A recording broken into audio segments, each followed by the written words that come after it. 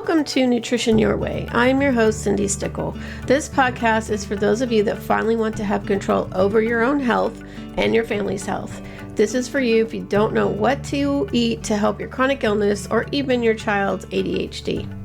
I will share with you how to easily swap out unhealthy ingredients in your food for healthier ingredients that won't make you sicker or affect your chronic illness. And yes, you can still eat your favorite foods. Other areas I will cover include how to remove toxins from your food and life, how to eliminate the overwhelm you have with your health, including how to read labels, meal plan and prep, and how to manage grocery shopping with ease. My goal is to make biohacking effortless.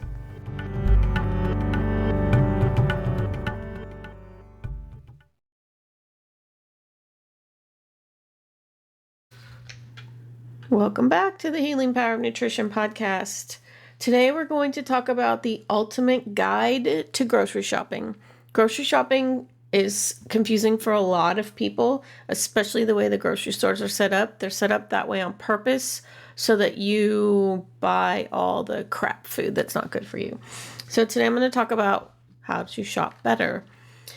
So, grocery shopping may seem like a simple, almost trivial task, yet it's an essential part of our lives that demands strategic thinking, budgetary considerations, especially with the inflation, and time management. Today, I want to offer tips and strategies to make your grocery shopping experience efficient, economical, and even enjoyable. So, number one, the first step to an efficient grocery shopping routine is planning. Before hitting the store, plan your meals for the week. Create a shopping list based on these meals and ensure it covers all food categories to guarantee a balanced diet, including proteins, grains, fruit, vegetables, healthy fats, to cover all your nutrients, okay?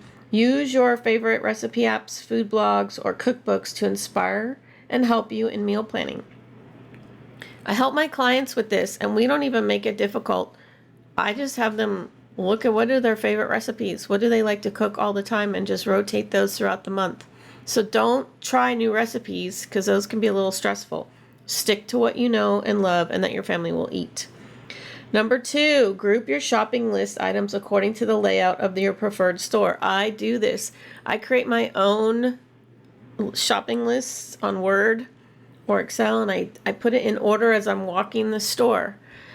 Makes it so much easier. It'll save you time by minimizing back and forth movements. So for example, if your store has produce at the entrance and proteins at the back, structure your list that way. And that's what I do. Our produce is first, and then we work our way through. And I shop the perimeter of the store. That's where all the healthier food is. I very rarely go in the aisles unless I'm getting something that I know for sure is clean and healthy and non-toxic. So tip number three, set a budget for your weekly grocery shopping. Your budget should be flexible enough to accommodate unexpected deals, but stringent enough to prevent unnecessary purchases. To stretch your dollar further, utilize discount cards, coupons, and promotional deals. Consider buying in bulk for non-perishable items or those with a long shelf life. And when I buy in bulk and I put them in mason jars in my pantry to keep them lasting longer. One thing that I used to do was I would write down the price. This was before apps were around. I'd write down the price of every item as I was putting it in the grocery cart. And that way I had a ballpark figure of what I was going to spend when I got to the register. Now with apps, you can put it in there and it'll do it for you. But this was before they even had grocery apps. So number four, while buying cheaper products to save money can be tempting, it's essential to remember that cheaper doesn't always mean better. Focus on the quality of the products rather than the quantity. Fresh produce, high quality proteins, and whole grains may cost a bit more, but will benefit your health in the long run. If you go for cheap right now, you're going to be paying way more for it when you're sick down the road. So if you pay a little bit more now for something healthier, you're not going to be paying for keeping yourself healthy and, when you're sick and paying for medicine in hospitals down the road where that's way more expensive. So decide which items are worth buying organic. While organic produce can be healthier due to lower pesticide residues, it can be more expensive. The Environmental Working Groups, or EWG, they have a dirty dozen and a clean 15 list, and they can guide you on which fruits and vegetables have the highest and lowest pesticide residues. So you don't have to buy everything organic, but like strawberries should be the thing you buy organic because they are so soft, they absorb all the toxins that are sprayed on them. So tip number 5, understanding food labels and is very essential for grocery shopping. And I have a freebie for this that I'll link in the show notes. I teach this to my clients. I even walked my husband through it when he was diagnosed with type 2 diabetes 7 years ago because he didn't bother doing it, and it totally cleared up like why he ended up with diabetes. So look beyond the marketing claims on the front of the package. Those are marketing. They're not truths. Check the ingredient list and nutrition facts. This is something I always said. If it's got more than 5 ingredients, be a little leery. If you can't pronounce the ingredients, be very leery. That means that they're chemicals. Okay? So you also want to avoid products with trans fats, high amounts of added sugar, or, like I said, unpronounceable ingredients. Remember that ingredients are listed in order of proportion in the product. So the first few ingredients make up the most of the product. So if sugar is number 1, that means that more than half of that product is sugar. Okay. Tip number 6, avoid going grocery shopping when you're hungry, because then everything looks good and you want to buy everything, right?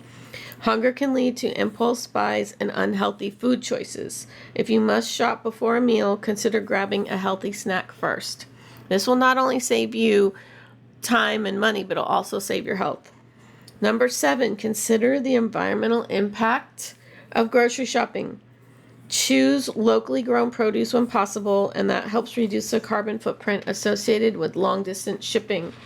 Opt for reusable shopping bags and produce bags. I do. I have reusable shopping bags, and I have produce bags that I bought off Amazon that are just like the little white kind of meshy ones. Keep them right in there. They're in my car, and I take them in all the time, and I just reuse them all the time. No plastic.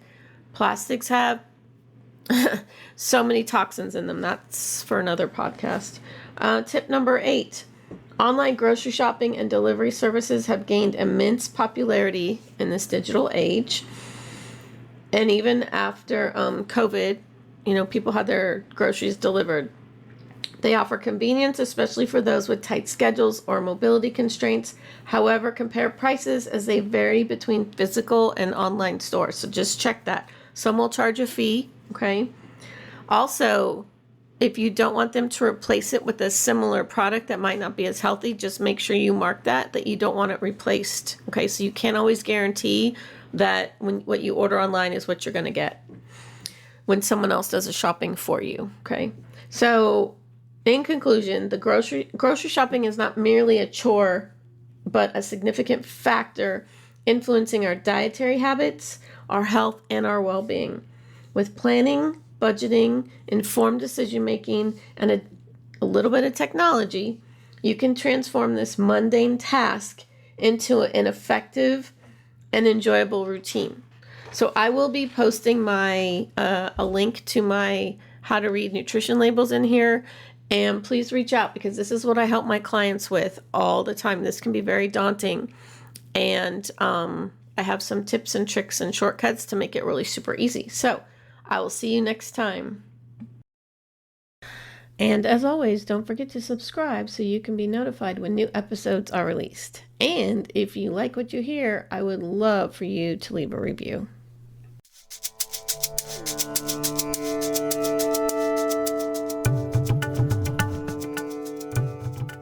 Thanks for listening today. I really appreciate you tuning in to the Nutrition Your Way podcast to learn about easy swaps, toxin-free nutrition, and how to biohack your family's health. Don't forget to subscribe here, and you can also follow me on Instagram at Cindy Stickle or my website cindystickle.com for the latest updates. Links are in the episode description.